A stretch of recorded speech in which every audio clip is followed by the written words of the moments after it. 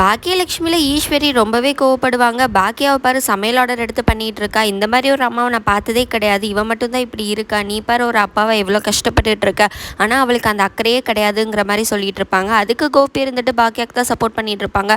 அவள் எவ்வளோ நல்ல அம்மாங்கிறது எனக்கு நல்லாவே தெரியுமா. நீங்கள் அவளை தப்பாக நினைக்காதீங்க அப்படின்னு சொல்லிட்டு இருப்பாங்க. அதுக்கு ஈஸ்வரி இருந்து நீ வர வர எழில் மலையே பேசிகிட்டு இருக்க. இது நல்லதுக்கே கிடையாது. அவளுக்கு தான் நீ சப்போர்ட் பண்ணுறங்கிறதையும் சொல்லுவாங்க. இன்னொரு பக்கம் பாக்கியா செல்லியனுக்காக தான் ரொம்பவே போராடிட்டு இருப்பாங்க. மினிஸ்டருக்கு சமைச்ச சாப்பாடு எல்லாத்தையுமே தானே போய் பரிமாறி நம்மளோட பிரச்சனையை சொல்லிடலான்னு சொல்லி பாக்கியம் நினைக்கிறப்ப கரெக்டாக கவுன்சிலரும் வந்துடுறாரு. நீங்கள் எங்கே போகிறீங்க, உங்களோட வேலை வந்து சமையலோட முடிஞ்சு அப்படின்னு சொல்லி சில பொம்பளைங்களெல்லாம் கூப்பிட்டு நீங்கள் போய் பரிமாறுங்கிறதையும் சொல்லுவாங்க. மினிஸ்டருமே பெருமாளை கூப்பிட்டு யார் இந்த சமையலெல்லாம் ஏற்பாடு பண்ணது நீ தானே அப்படின்னு சொல்லி பிரியாணியும் வந்து சாப்பிட்டு பார்க்க சொல்கிறாரு. நல்லா இருக்குயா அப்படிங்கிறதையும் சொல்கிறாங்க.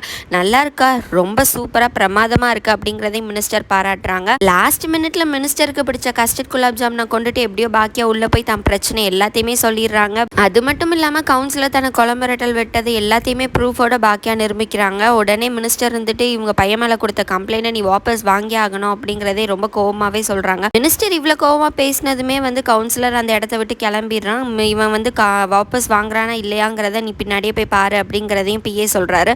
அது மட்டும் இல்லாமல் பெருமாள் கிட்ட இவனை நாளைக்கு வந்து கட்சி ஆஃபீஸில் என்னை மீட் பண்ண சொல்லு அப்படிங்கிறதையும் சொல்கிறாங்க.